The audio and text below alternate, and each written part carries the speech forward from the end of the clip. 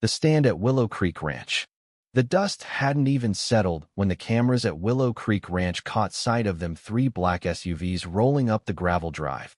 No plates, no sirens, just the deliberate creep of men who thought they were above the law. Tom Harlan, a grizzled man in his late 50s with hands toughened by years of ranching and law practice, was wrist-deep in a bucket of feed when his son, Ethan, burst out of the surveillance shed. The kid nearly tripped over a stray rooster, his voice cracking with urgency. "Dad, the feds are here. And they've got rifles." Tom wiped his hands on his jeans, the kind of slow, deliberate motion that signaled trouble was brewing. "Lock the gates," he said, his voice low but steady, the kind that made you listen. Federal agents showing up unannounced wasn't entirely new in this corner of Texas, where the land stretched wide and secrets ran deep. But showing up without a warrant, in the middle of Grandma Ellie's annual barbecue bash? That was a mistake. Sarah Harlan, Tom's daughter and a former Yale law standout who'd traded courtrooms for cowboy boots, stood on the porch, arms crossed, watching the men step out of their vehicles like they owned the place. Her lips curled into a smirk sharp enough to cut wire. "No badges, no warrant, no dice," she muttered under her breath. These city slickers thought they could waltz onto Harlan land and start poking around. They were about to learn better. The lead agent, a man calling himself Agent Brooks, stepped forward. He wore aviators and a smile too polished for a dusty ranch road. "This is a national security operation," he said, his voice clipped, like he was reading from a script.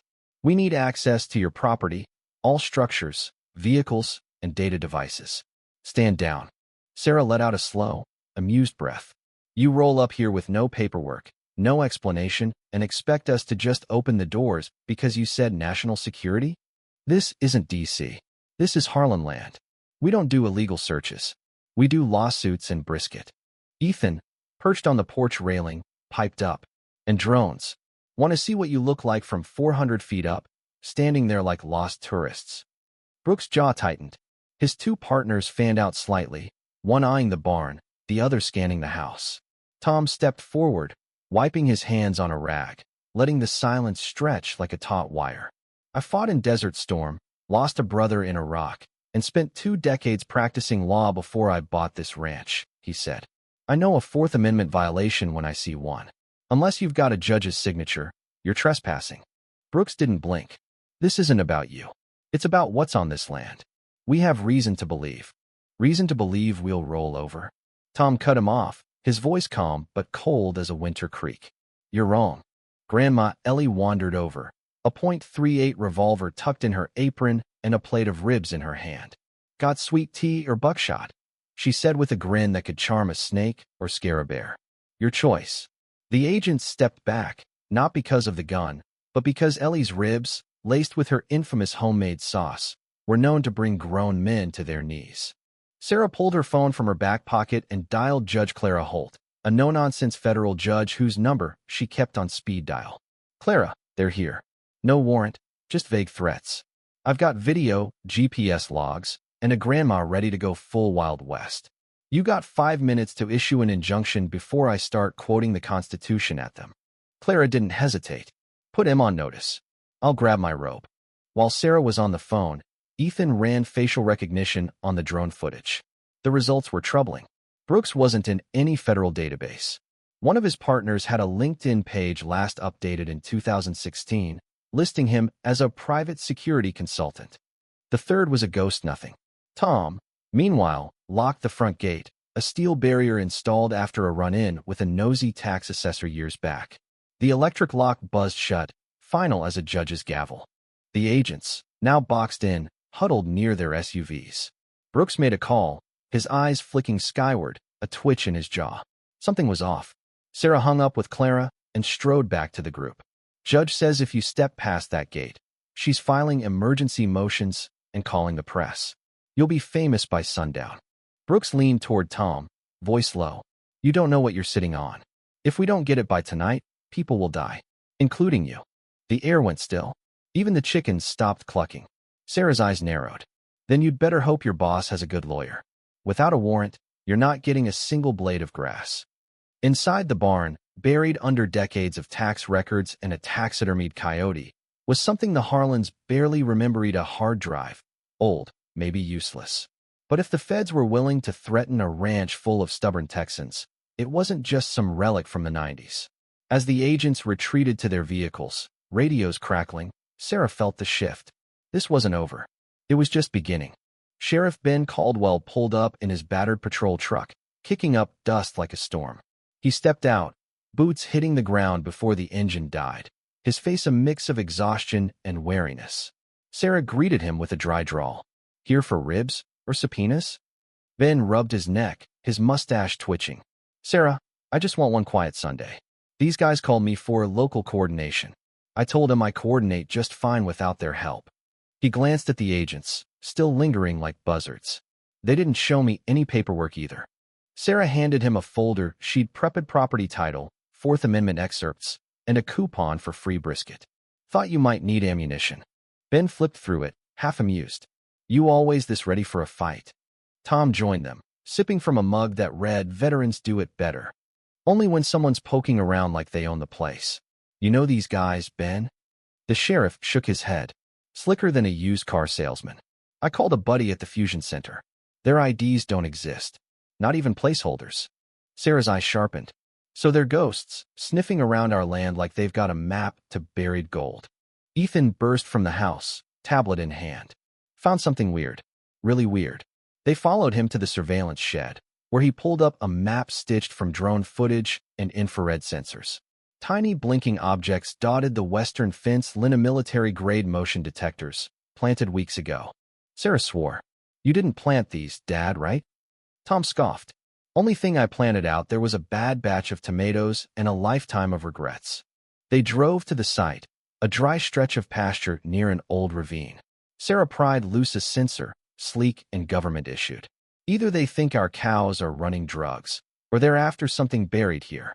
Tom's face darkened, recalling stories his father, Old Man Walt, used to tell about: a Bunkera family legend dismissed as the ramblings of a man with too many westerns and not enough sleep.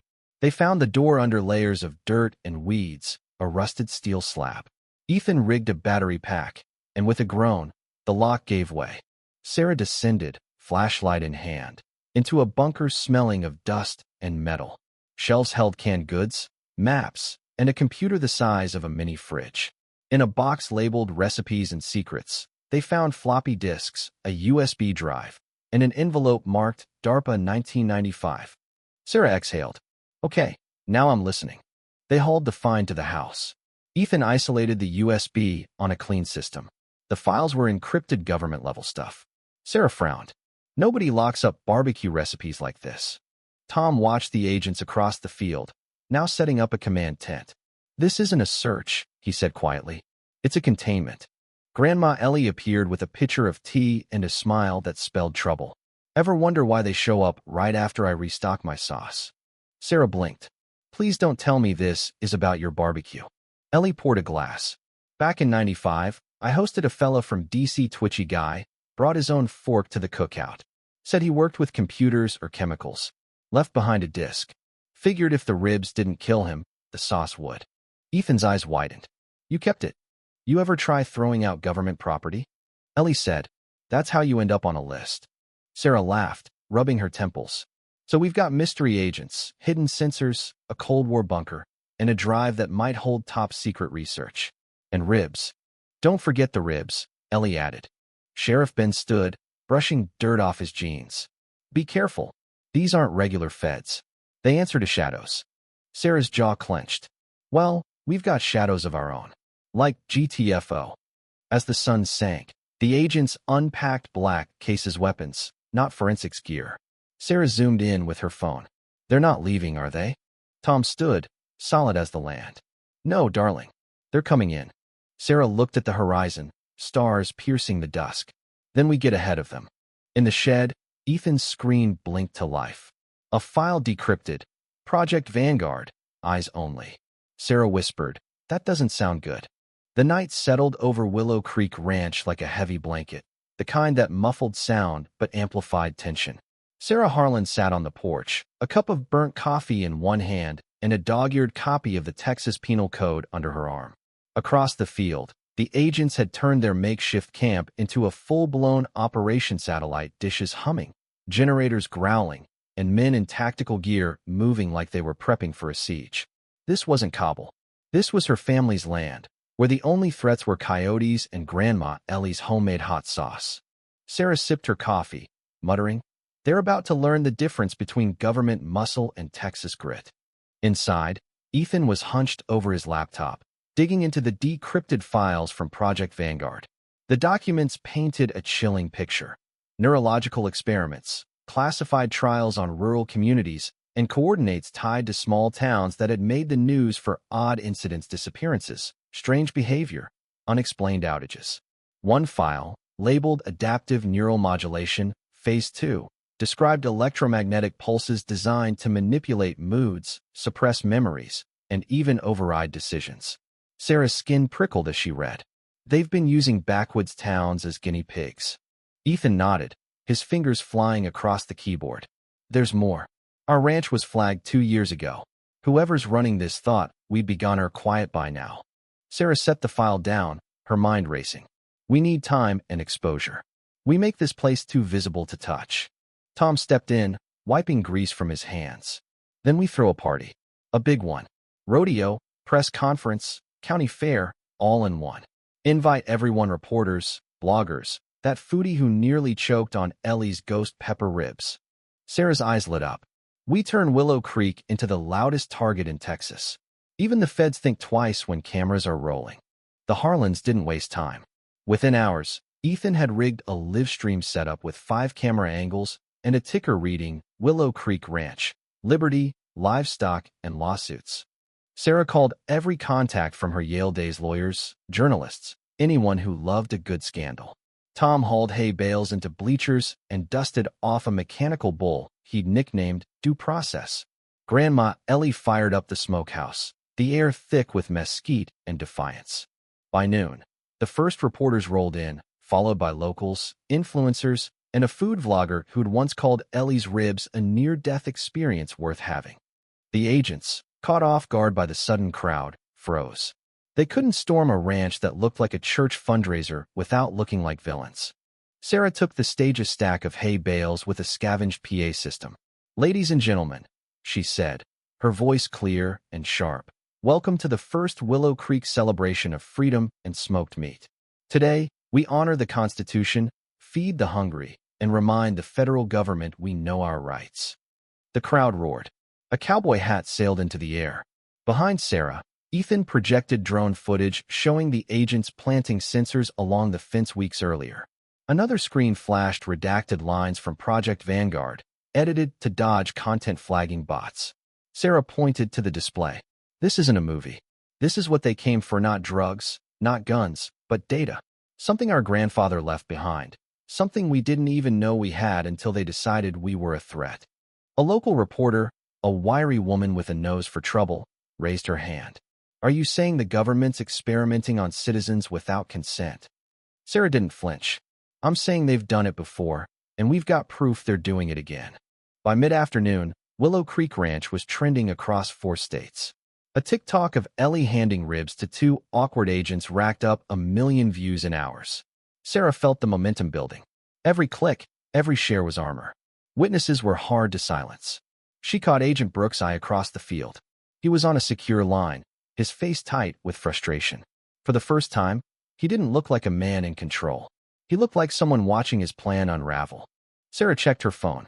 A cease and desist letter from a DC law firm had landed in her inbox, citing unauthorized possession of classified materials. She snorted, replying with a scanned lawyer's statement and a gif of a bull stomping a stack of papers. Judge Clara Holt called soon after. "Senators are asking what the hell's going on at your ranch," she barked. "I told them it's what happens when the feds forget people read the Bill of Rights. Emergency injunctions on your desk. Signed it 20 minutes ago." Sarah grinned. "Clara, you're a saint." "You'd need a ladder to kiss me," Clara shot back. "I've called some legal watchdogs, too. Heads up." By dusk, the agents started packing their gear, not leaving, but shrinking, like a cornered animal.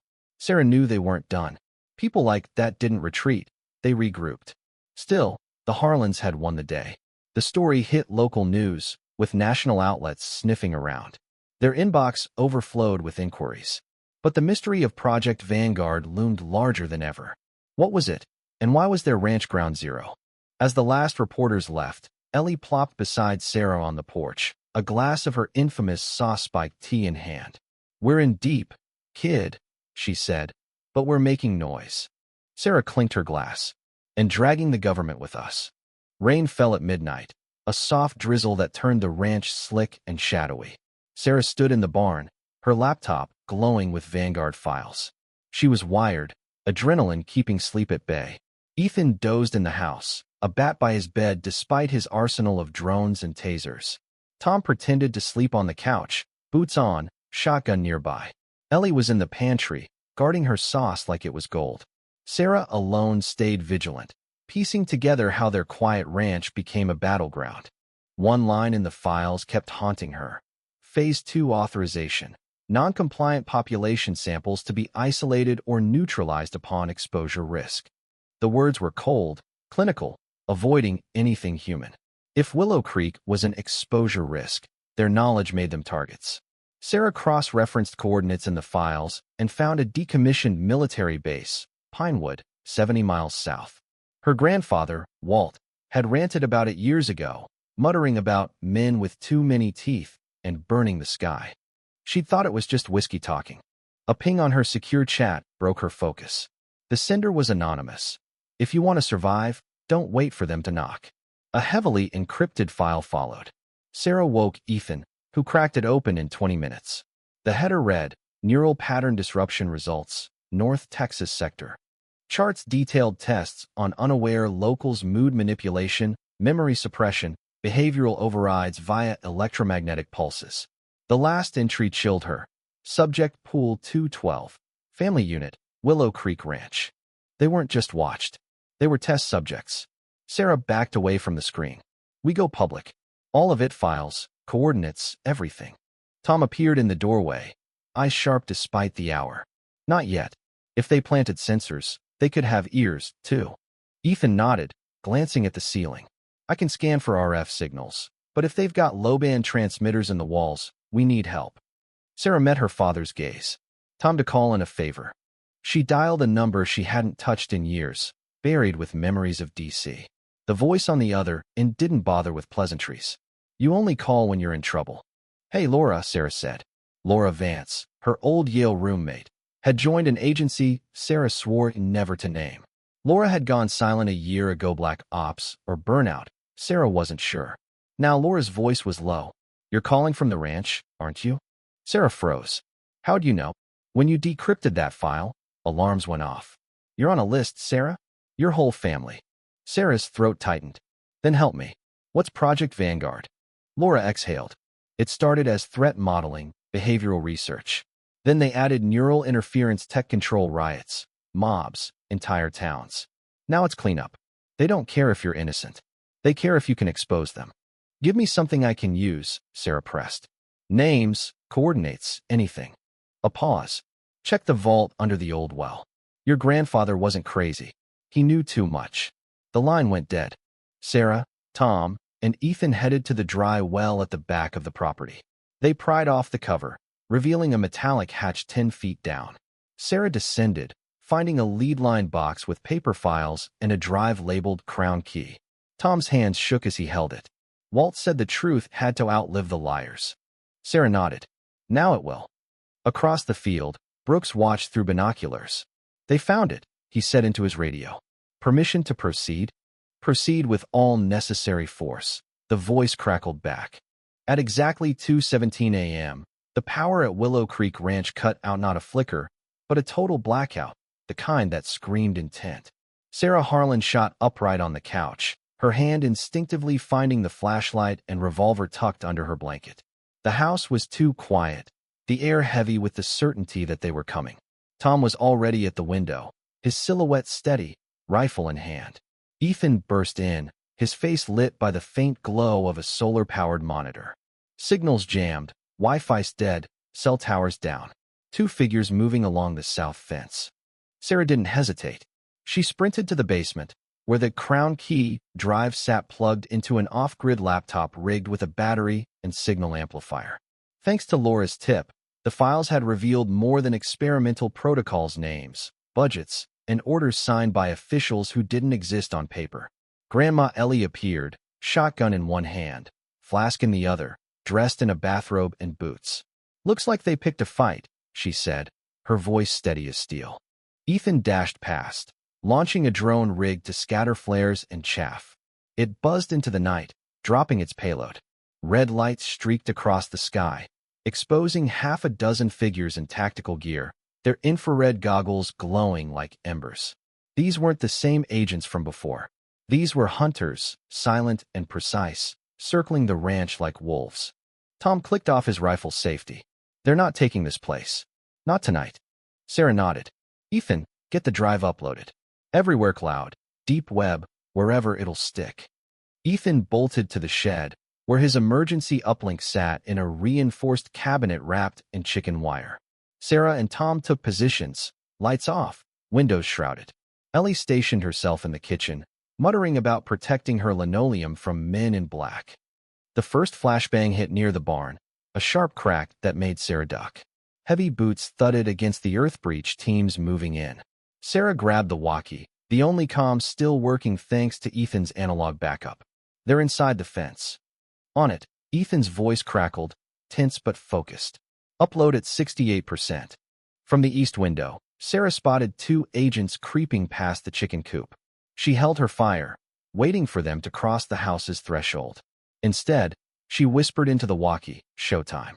Ethan's drone triggered its second trick, infrared blinding strobes. The agents stumbled, momentarily disoriented, giving Sarah time to dash to the barn. She yanked open a trapdoor to a secondary root cellar, grabbing a backup drive, the failsafe. Another boom echoed, this time from the house's back door being kicked in. Ellie's voice came over the radio. "One tried knocking. I shot his boot. He's rethinking his life." Sarah stifled a laugh, zigzagging through shadows back to the house. Then shots rang out, controlled, suppressive bursts. Ethan's voice cracked over the radio. "They found me." Sarah bolted for the shed, bursting in to find Ethan on the floor, clutching a bleeding arm but grinning through the pain. "Upload's done," he said. "Deep web, secure drops. 2 journalists have the full archive." Sarah checked his wound clean through the muscle. "Painful, but not fatal. We need to move. They won't stop now." "Deadman protocol's active," Ethan said. "If we don't ping the server hourly, the files hit 50 more places." Headlights flashed outside, but it wasn't another SUV. Sheriff Ben Caldwell's patrol truck roared into the drive, followed by a dozen locals, some armed, some just angry. Word had spread, maybe from the TikToks or the stench of federal overreach. Ben stepped out, hands raised, his face hard. "This is private land, protected by law and witnessed by community and press. Any unlawful move will meet civilian resistance." Silence fell. Then the agents began to retreat, melting back into the woods. Sarah helped Ethan to his feet, heart pounding. "They're pulling out." "No," Ethan said grimly. "They're regrouping."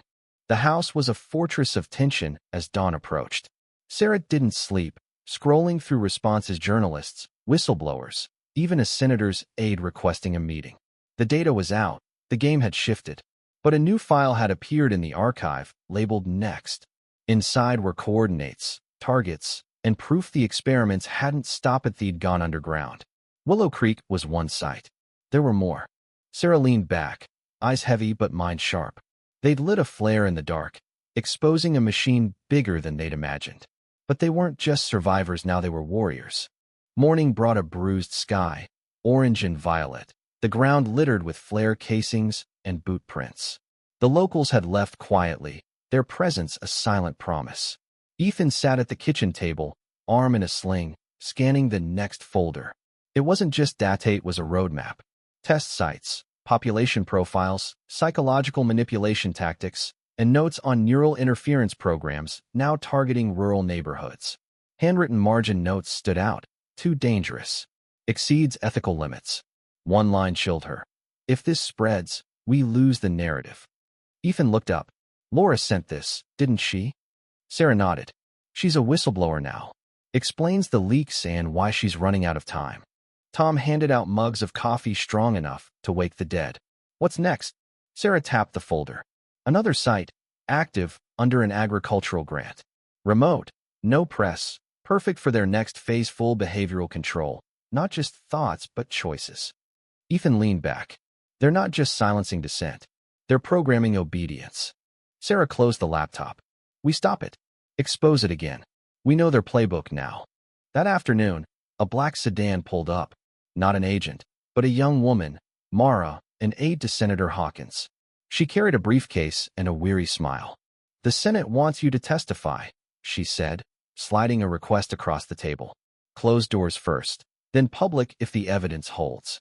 Sarah scanned the paper, hands steady. If we refuse, they'll come anyway. Subpoenas, raids, or worse. You know how it works. Sarah folded the paper. We'll testify, but on our terms, with protection for every witness. Mara nodded. You're not just exposing a program. You're breaking their illusion of control. That evening, Sarah climbed back to the dry well, retrieving the remaining files and maps. This wasn't ending with a hearing. It was a long game, one her grandfather had foreseen. Ethan deployed a silent drone to stream footage to a secure server, not for surveillance, but insurance. They needed to survive long enough for the world to see the truth. Dinner was quiet, the first in weeks. Ellie's peach cobbler sat untouched. The silence wasn't fear, it was resolve. They'd crossed a line, no longer just ranchers or misfits. They were a stand against something bigger. Sarah stepped onto the porch, holding Mara's steel briefcase, its digital lock coded to a number Laura had given her. She hadn't opened it yet, unsure if she was ready. Curiosity won. Inside was a photo of her grandfather with a man marked as Vanguard's architect in the files. Below it, a drive labeled Crown Protocol 2. Sarah exhaled. The fight had just grown. As dawn broke, she whispered, they picked the wrong ranch. Dawn broke over Willow Creek Ranch, painting the fields in hues of amber and shadow. Sarah Harlan stood at the edge of the porch, the steel briefcase from Mara still unopened in her hands. The weight of it felt like more than metal. It was the burden of truths her grandfather, Walt, had buried decades ago.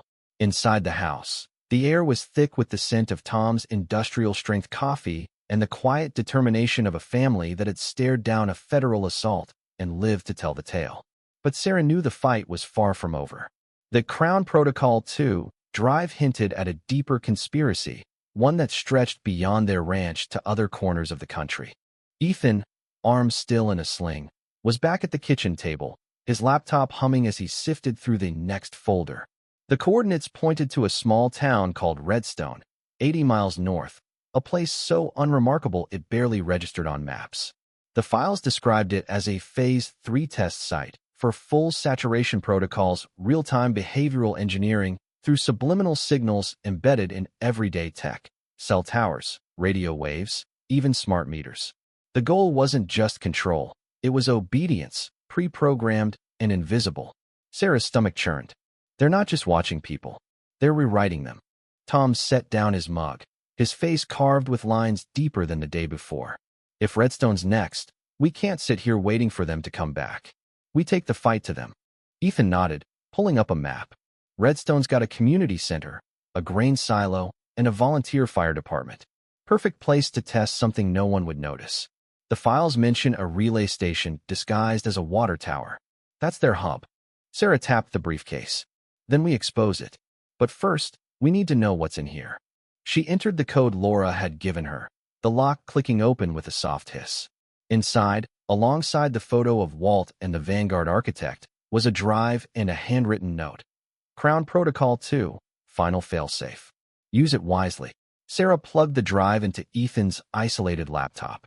The files were dense schematics for neural disruption devices, funding trails leading to shell corporations, and a list of names, some redacted, others chillingly familiar. Senators, contractors, even a retired general who'd been on TV preaching national security.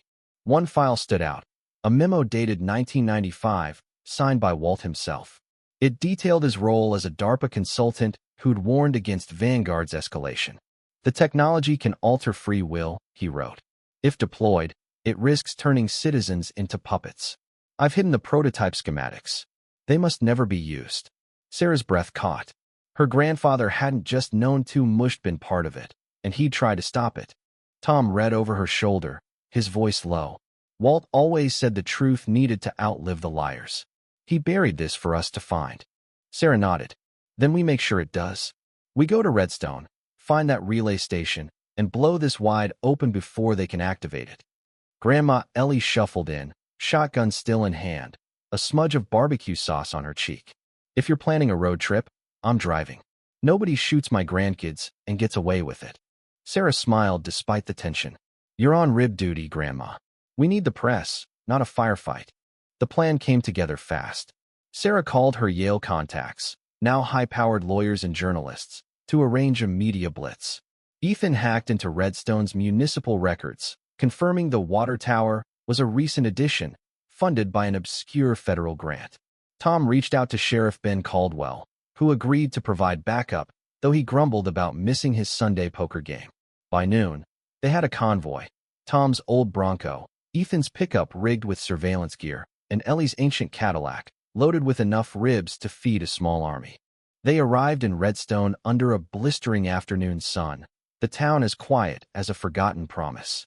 The water tower loomed on the outskirts, its sleek design out of place among rusted silos and faded barns.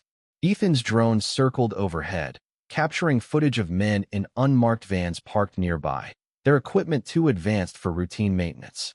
That's no water tower, Ethan muttered, zooming in on a panel bristling with antennas. It's a neural transmitter. Sarah's phone buzzed a message from Laura. They know you're there. Get out before dark. Her heart sank, but she pushed it aside. We don't have time to run. Ethan, can you disable it? Ethan grinned, pulling out a signal jammer he'd built from spare parts. I can scramble their signal for a few hours, long enough to get proof. They parked a mile away, hidden in a grove of mesquite trees. Ethan launched the jammer, its low hum disrupting the tower's signal.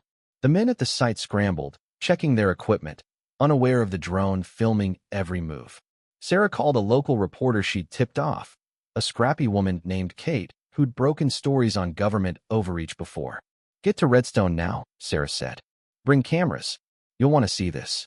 Kate arrived with a news van and a live stream crew just as the sun dipped low. The Harlans set up a makeshift stage near the town square, using hay bales and a borrowed megaphone.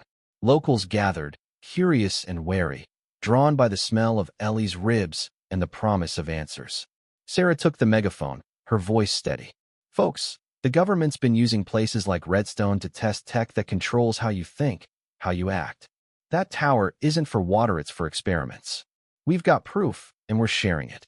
Ethan projected drone footage onto a portable screen, showing the vans, the antennas, and clips from the Vanguard files. The crowd murmured, anger rising. Kate's camera rolled, streaming live to thousands. Sarah held up the Crown Protocol drive. This is what they're after. It's not just dictates the key to stopping them. As the crowd grew, so did the tension. Headlights appeared on the horizon, black SUVs, identical to those at Willow Creek. Agent Brooks stepped out, his face a mask of controlled fury. You're interfering with a classified operation, he said, loud enough for the crowd to hear. Stand down, or we'll take you into custody. Sarah didn't blink. You're on camera, Brooks. Try explaining that to the world. The crowd closed ranks, phones out, recording.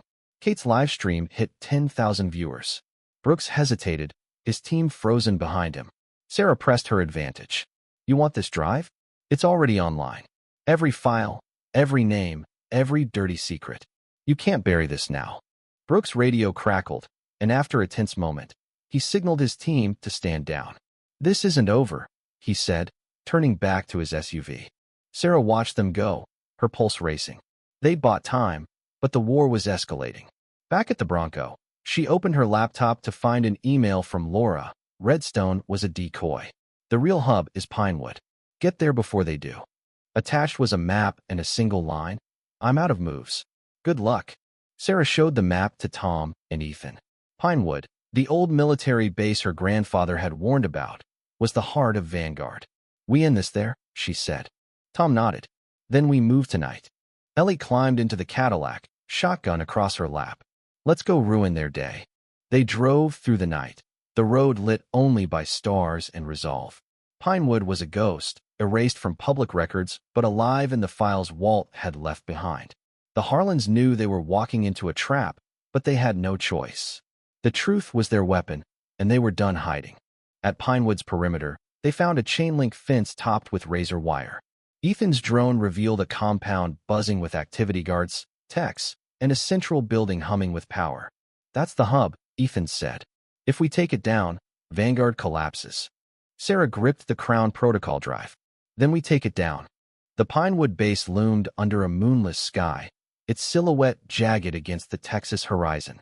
Sarah Harlan crouched in the mesquite brush, the Crown Protocol 2 drive clutched in her hand like a grenade. The air was thick with the hum of generators and the sharp tang of diesel, a reminder that this was no abandoned relic. It was the beating heart of Project Vanguard, a machine designed to rewrite human will. Tom, Ethan, and Grandma Ellie fanned out behind her, each carrying their own weight rifles, tech, and a stubborn refusal to back down. The Harlans had come to end this, not just for their ranch, but for every town marked as a test site. Ethan's drone hovered silently, its night vision feed streaming to his tablet. The compound was a fortress. Armed guards patrolled the perimeter, techs scurried between buildings, and a central hub glowed with the eerie blue of server banks. "That's the nerve center," Ethan whispered, pointing to a concrete structure bristling with antennas. "Take it down, and their network collapses." Sarah nodded, her jaw tight. "We get in, upload the Crown Protocol data, and fry their system. Then we get out before they know what hit them." Tom checked his rifle, his eyes scanning the fence line. "They'll have redundancies. We need to be fast and loud, draw their attention while Ethan works." Ellie, perched behind a boulder with her shotgun, grinned. "Loud's my specialty. Got a few of my special sauce bottles in the Cadillac. Might not be C4, but they'll make a mess." Sarah stifled a laugh, the tension easing for a moment. "Stay sharp, Grandma. We're not here to start a fire, just end one." The plan was simple but brutal. Sarah and Ethan would infiltrate the hub, using the Crown Protocol drive to override Vanguard's servers. Tom and Ellie would create a diversion, drawing guards away from the central building. Sheriff Ben Caldwell had promised to arrive with local backup, but he was still an hour out. They couldn't wait. Every minute risked Vanguard activating its next phase. Ethan disabled the perimeter cameras with a targeted EMP pulse from his drone, creating a 10-minute window. Sarah and Ethan slipped through a gap in the fence, moving low and fast toward the hub. The compound was a maze of concrete and steel, its corridors lit by harsh fluorescence. Sarah's heart pounded, but her Yale-honed instincts kept her focused. They reached the server room, a cavernous space humming with racks of blinking machines. Ethan plugged in the Crown Protocol drive, his fingers flying across a keyboard. "This drive has a kill switch," he said. "Walt built it to scramble their neural network. It'll take 5 minutes to deploy." Outside, the night erupted. Ellie's special sauce, bottles Molotov spiked with her infamous hot sauce, exploded near a guard post, sending flames and a choking stench into the air. Tom fired controlled bursts from his rifle, pinning down a patrol team. Shouts and alarms filled the compound, drawing guards away from the hub. Sarah watched the chaos unfold on Ethan's tablet, her pulse racing. "How much longer?" 3 minutes, Ethan muttered, sweat beading on his forehead. The encryption's fighting back. A shadow moved in the corridor. Sarah spun, revolver raised, to find Agent Brooks blocking the exit. His polished smile was gone, replaced by a cold glare. "You're out of your depth," he said, his hand resting on a holstered pistol. "Hand over the drive, and you might walk away." Sarah didn't lower her weapon. "You're on the wrong side of history, Brooks. The world's watching. Every file's already out, names, budgets, your bosses. You can't bury this." Brooks' eyes flicked to Ethan, still typing. "You think a few leaks will stop this? Vanguard's bigger than you, bigger than your little ranch." Sarah stepped closer, her voice low. "Maybe, but we're the ones holding the match." A gunshot echoed outside, followed by Ellie's cackle over the walkie. "Got another one running. Shoulda brought milk for the sauce." Brooks lunged, but Sarah was faster, sidestepping and slamming the butt of her revolver into his temple. He crumpled, unconscious. "Stay down," she muttered, zip-tying his hands with cable ties from Ethan's bag. "Done," Ethan shouted as the screen flashed green. The Crown Protocol activated, sending a cascading failure through Vanguard's servers. Lights flickered, and a low whine filled the room as the neural network shut down. Ethan yanked the drive, grinning. Their whole system's toast. Every test site's offline. Sarah grabbed his arm. Move. Now. They sprinted from the hub, dodging techs scrambling to contain the meltdown. Outside, Tom and Ellie held their ground, the ground littered with spent shells and broken bottles. The guards, disoriented by the chaos and Ellie's chemical warfare, were retreating to the main gate. But headlights were closing in not Ben's convoy, but more black SUVs. Sarah's heart sank. They called reinforcements. Tom reloaded, his face grim. Then we hold the line until Ben gets here. The Harlans took cover behind a stack of crates, returning fire as the new agents advanced. Sarah's revolver barked, dropping one man before he could aim. Ethan launched his drone again, dropping flares to blind the attackers. Ellie tossed her last sauce bottle, the explosion scattering the nearest squad. But the numbers were against them. Sarah counted at least 10 agents, armed with rifles and moving like a trained unit. Just as the lines seemed to break, headlights flooded the compound. Ben's patrol truck roared through the gate, followed by a ragtag fleet of pickups and SU versus Redstone locals, armed with hunting rifles and righteous anger. Ben stepped out, megaphone in hand. "This is Sheriff Caldwell. You're on private land, conducting an illegal operation. Stand down, or we'll make you." The agents hesitated, caught between the Harlan's defiance and the growing crowd. Sarah seized the moment, standing atop a crate with Ethan's tablet streaming live to Kate's news crew, now parked just outside the fence. "This is Pinewood," she shouted, her voice carrying over the chaos. "The government's been experimenting on using you for years. We've got the proof, and it's already online. They can't hide anymore." The live stream hit 20,000 viewers, then 50. Phones lit up the crowd as locals recorded, their anger palpable. The agents, realizing they were outmaneuvered, began to retreat, piling into their SUVs. Brooks, now awake and untied by his team, shot Sarah a final glare before vanishing into a vehicle. Ben approached, his face a mix of relief and exhaustion. "You folks don't make my job easy." Sarah grinned. "You'll thank us when you're eating Ellie's ribs tomorrow." The convoy rolled out as dawn broke, leaving Pinewood a smoking ruin of exposed secrets. Back at Willow Creek, the Harlans collapsed around the kitchen table. Ethan's laptop pinged with messages journalists, activists, even a congressional aide confirming a hearing date. The Crown Protocol had worked, dismantling Vanguard's network. Redstone and other test sites were safe, for now. But Sarah knew the machine wouldn't stop. It would rebuild, rebrand, try again. Ellie poured coffee, her shotgun finally set aside. "We did good, kids. Walt would be proud." Tom nodded, his eyes distant. "He didn't just hide the truth. He gave us a way to fight for it." Sarah opened the next folder one last time. The coordinates were gone, the test sites dormant. But a final note from Laura read, "They'll come for you again. Stay loud." Sarah closed the laptop, her resolve unshaken. They'd exposed the truth, rallied a community, and broken a system designed to control them. Willow Creek wasn't just a ranch Anna Maria, it was a beacon. That evening, they sat on the porch, the stars bright above. Sarah looked at her family, Tom, steady as ever. Ethan, already tinkering with a new drone. Ellie, sipping her sauce-laced tea. They'd won, not just for themselves, but for every small town marked by Vanguard. The hearing in D.C. would come, and they'd face it head-on, armed with evidence and the will to fight. Sarah raised her glass. To Willow Creek. To the truth. The others clinked their mugs, a silent vow to keep standing, no matter who came next. Thank you for following the Harlan's fight at Willow Creek Ranch. This story touches on heavy themes: government overreach, personal freedom, and the courage to stand against injustice. What do you think about the use of force to protect one's rights? Where do you stand on the balance between individual liberty and national security? Have you or your community ever faced a moment where you had to draw a line in the sand? Drop your thoughts in the comments below. I'd love to hear your perspective and keep this conversation going. Your voice matters.